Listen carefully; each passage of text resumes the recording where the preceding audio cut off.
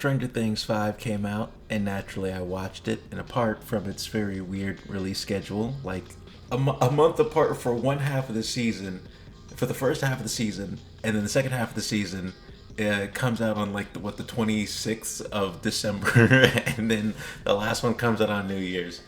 Honestly, if you were just gonna wait to like stagger it like that, I don't know why. I feel like most people are going to watch this within a week. And then they're just kind of hanging for like what 2.5 weeks, three to get the rest of it. I hate the stagger release like that. Do like an episode a day or something like that, and keep people happy and consistent, having something to watch every day. Not this like weird. We're going to leave weeks in between the parts that you can watch it. Neither here nor there. I have a multitude of things to talk about. The categories are as follows. The monsters, meaning the Demogorgons, the soldiers, the characters, and the plot/writing, and then just some general stuff. It's like a couple things per category, so we're probably just going to race through them. Okay, the Demogorgons are way too overpowered. And I mainly got this from, I should say, spoilers ahead. Mainly got this from the little base that all the pimps try to unkidnap the children by kidnapping them through a tunnel, which those are some dumb children. I'm sorry. You tell your children not to go with strangers, and that's exactly what they did. They see a dark tunnel with a bunch of white boys with a little bit of motion going on down there, and like, yeah, sure, I'll hop in. They probably thought all the flooding came from them taking their do-rags off and practically like drowning everybody in the place.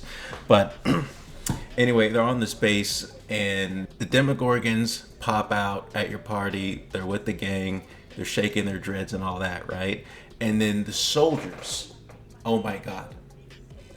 The soldiers just start mag dumping them, right? They start mag dumping them with bullets, and it's not working.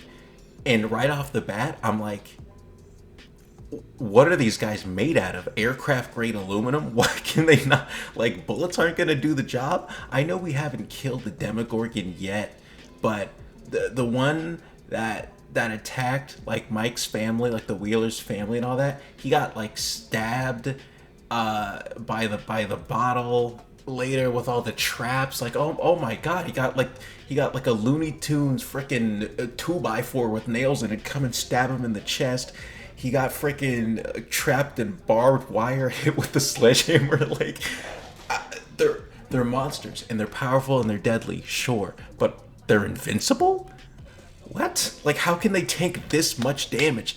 And, you know, by the end of it, I don't know if it was only me with this impression, but up until this season, it was kind of the general idea that there was only one Demogorgon. So there's not, clearly, but whatever one took all that damage and still just, like, made it out, yeah, like, it was bleeding, but other than that, it didn't die?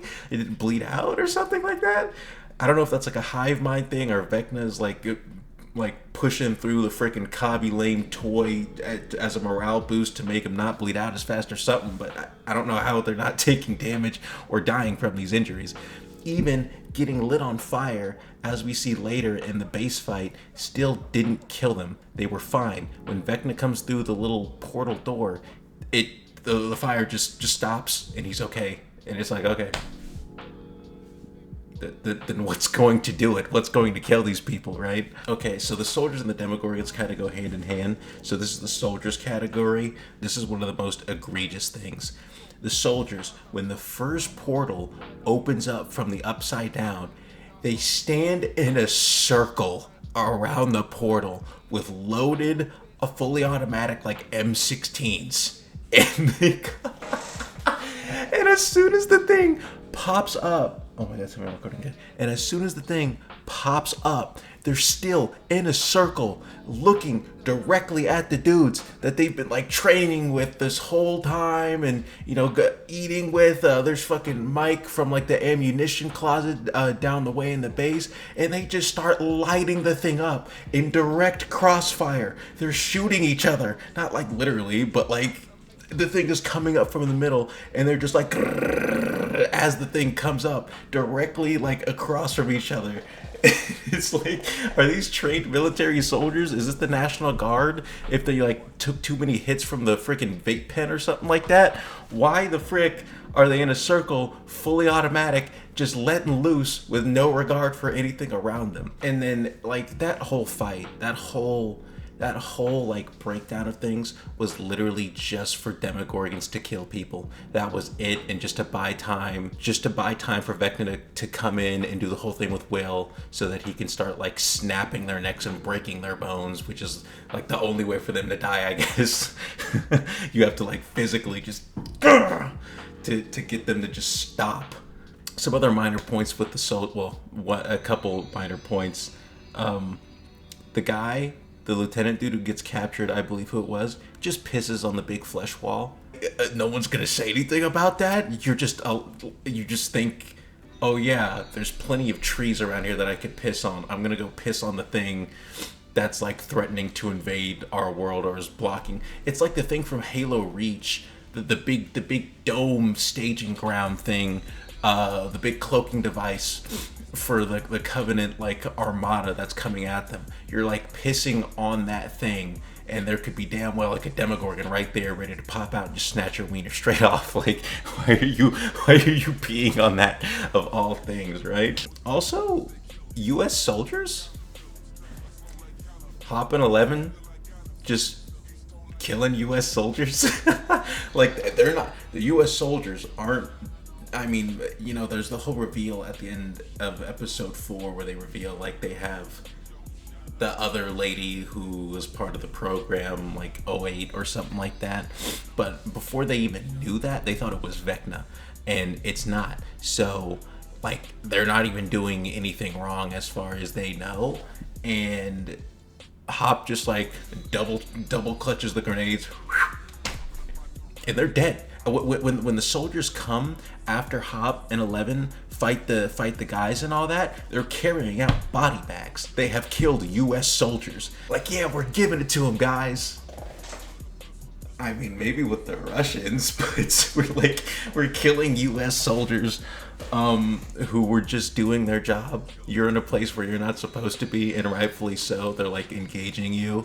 And then you like kill, like, I understand they're shooting at them and like now they're shooting back. Like it's already a shit show from that point, right? Like it's already so bad, but like no one stops and is like, we just killed US soldiers. I was hoping for maybe some more like stealthy knockouts, not blowing up, you know, US soldiers and throwing them off of guard towers and killing them. But hey, that's just me. Characters. Why is Murray so obsessed with Nancy and Will fucking? It seemed like that's what he was talking about. It was either that or like tying the knot, and of course he pulls out like the ring and all that, so that's cool. But what is he like? Did you put one on her yet? And then Will's like, can you chill out? And then Murray's just like, oh, come on, man, you did it in my house, you haven't done it again, boy. And then Will is just like, dude, you're creeping me out. And then Nancy is like, whatever you two are talking about back there, I'm going to shoot you if you don't stop. And so, you know, eventually they do. But I like Nancy. I like how Nancy's developing. She's definitely like a much stronger character, and I like how she's come along. And I can't say the same for Will. I think, and excuse me if this seems a little insensitive to Will's struggles, I understand he probably has PTSD. I mean, it's kind of inferred, if I may. But I feel like every time there's been like a mind invasion with a hive mind, it's always like the, guys, I think you should see this. And it's like, every time it's like, oh my goodness, it's such a dramatic tears coming down type of thing. And it's like, I feel like it should be Will has the mind invasion thing, and then when he wakes up out of it, he's like visibly shaken, as you would be probably. You'd be like, oh god, like you're startled, right? And then he's able to like sort of center himself and like regain his composure and be like, okay, here's what I saw, this is what's happening as far as I can tell. And I feel like he should be like a little more composed after those things happen. I get it, it's like at least as far as they've been conveying it, it's invasive and it's scary and all that, and I get that. Like as far as a development thing, like like we've been doing this for like a few seasons or something by now. Like I feel like he should be able to kind of not tank it, but kind of regain himself a little bit better. After that, the other lady who's behind the door, they thought they had Vecna, but it wasn't. It was like the 008 lady. I didn't rewatch any of the other seasons. Getting up to this point, I don't know if many people did. I didn't, and I'm not. So I mean, clearly she's part of the program and all that. There was like the whole sister flashback thing that happened. So maybe since they couldn't get Elle, she was like the next best thing. As far as I know, though, I'm just very confused on why she's there. Also, Hopper got it was so telegraphed. Hopper leaves the knife in the little fleshy wall, and then the soldiers come up, and I was like, immediately he's gonna forget it, and then they're gonna discover that they're there by that, and I was like, okay, that's so telegraphed. And then there's some other plot stuff, like the stuff between Will and Joyce, very telegraphed, when it's like, oh no, I want to shelter you, and Will's like, let me be free, mom. That was pretty telegraphed. The stuff with the whole training course, Elle and Hop, that was pretty telegraphed that it was going to come back at some point with like that like base. It was just telegraphed. I'm not sure if that kind of stuff usually is, but I just saw it coming, basically, right? So I think they could have been a little more indirect maybe with that, but not really like a huge thing.